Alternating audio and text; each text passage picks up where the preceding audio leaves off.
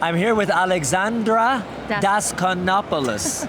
Did I say it right? No, Daskalopoulos. Daskalopoulos, the Galapagos. Have you been to the Galapagos? I have actually. You have. I knew it. So you work in radio in beautiful Athens, Yes. in Greece, and your company oversees 5 radio stations.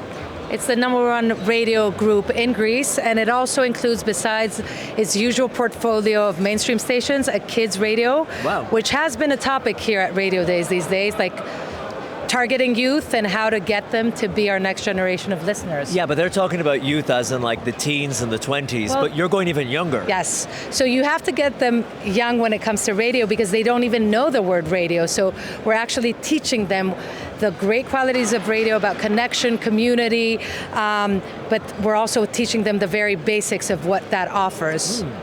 How do you engage kids that young when they're so now addicted to screens and those beautiful, colorful animations?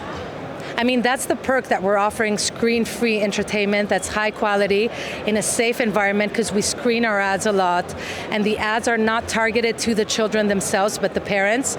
But what we saw, so everyone kept thinking I was crazy for launching a kids radio on FM, and basically 20 months after its launch, it became the #1 radio station for females 33 to 45 in the entire market.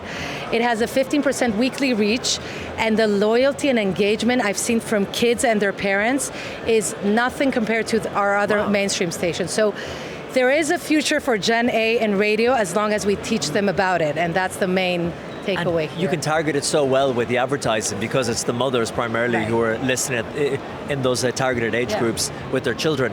And did you start it and trial it on FM first?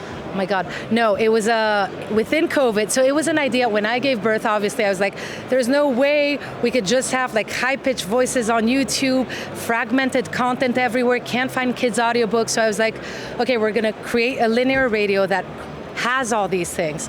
And at first I put it on .com because it was during COVID that was a big issue. We wanted entertainment, high quality entertainment for our kids. Yeah. We were at home with our kids going mad, so we needed to find some way that someone curates our content and we have fun with our children. So it started as a .com, and then when a radio license became available and I put it on FM, my consultants were like, don't do that. Our commercial department said, we're not going to make money out of it. And 12 months later, it was profitable. So it's a mixture of gut and science what we do, right? So we did our focus groups.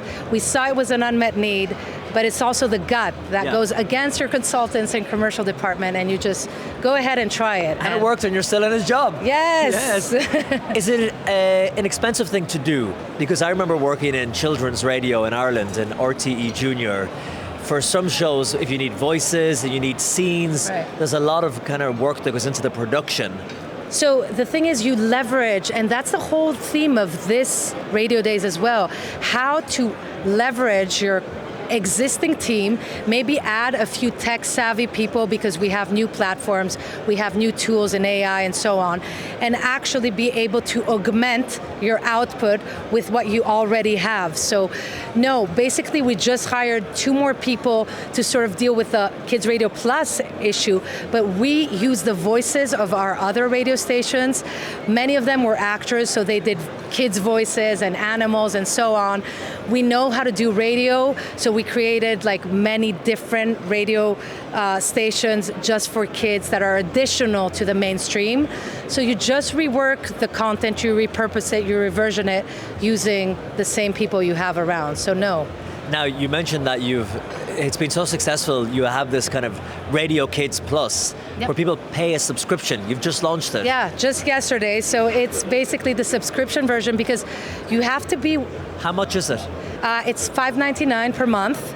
And obviously there's then other deals as well. And it's launching with 300 plus audiobooks for kids, 25 online radio stations, anything from teaching kids about rock music, to like farm animals, to party hits, to whatever, anything, even white noise for babies, right? Wow. That's the station. That's amazing. And it also has kids podcasts and so on. So that launched yesterday, and we want to go beyond Greece as well. So the idea is to be able to launch some in of it different markets will as be well. in English as well? Yeah, because we have the content, so it's all about changing it or giving it as a white platform to other markets that want to.